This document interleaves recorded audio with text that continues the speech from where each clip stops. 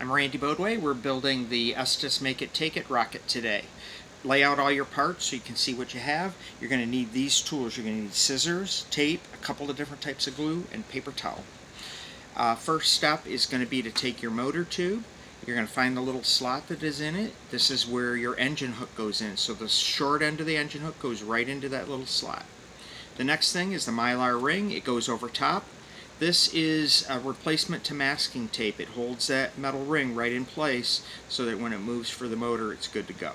Here's where we'll put a couple of drops of wood glue, and this is going to be just very little, just a couple of drops, one on each side, more than enough to get you where you need to be, and then the ring with the slot goes on this location. Now once you get that in place, you're going to want to hold that there just to get the glue set for a few seconds. This then goes in the bottom of the motor tube, slide it in all the way, and then this ring is going to go on next. Well, sometimes this ring is really hard to put on, so take and ream it out with your plastic nose cone. Never do this on a balsa nose cone, but a plastic nose cone. I'm going to do both sides. You don't have to do both sides, but that ring will now easily go right on top of here. So let's put a couple of drops of glue. I'm going to put a drop of glue on each side. That's all we need. We don't need much. If you use too much glue, it takes longer for it to dry. Okay, and I am going to put that right in there on the top. I'm going to set this aside and allow it to dry. While that is drying, I'm going to take that nose cone and I'm going to apply on the white part a partial drop of adhesive out of my rubber cement, and I'm going to put a little bit on both sides, and I'm going to put that together and I'm going to set that aside to dry.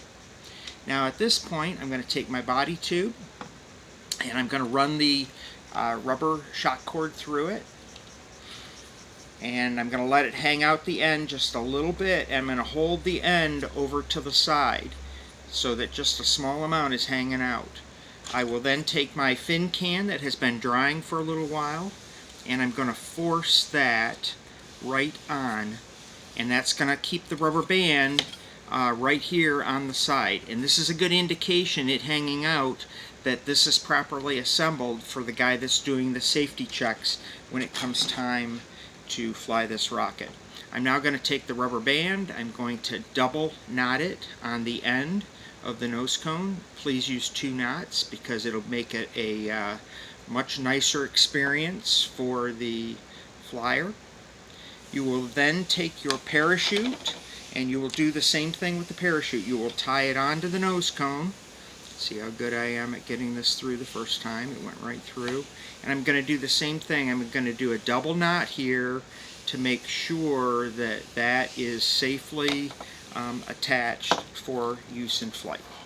Okay, now when they get out to the field, they'll get their recovery wadding and stuff. So we can just plunk all this stuff inside the model for now.